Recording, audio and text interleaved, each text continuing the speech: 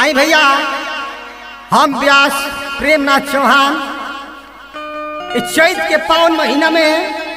एगो चैत भैया तनी रउआ सबके बीच में जौन चैत आज रिकॉर्डिंग होता लखनऊ में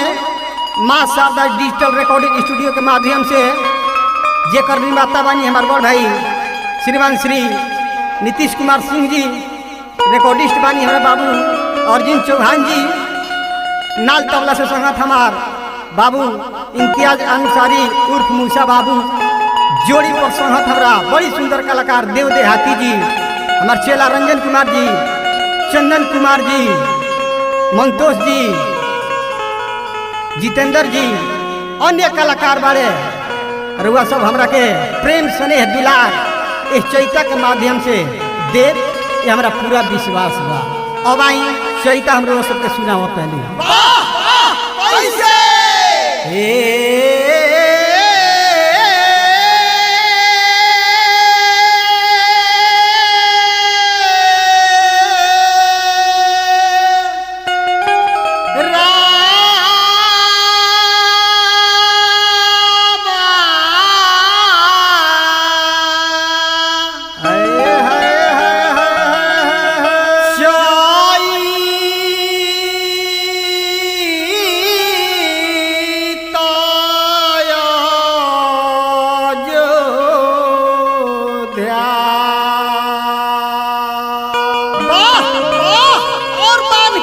अयोध्या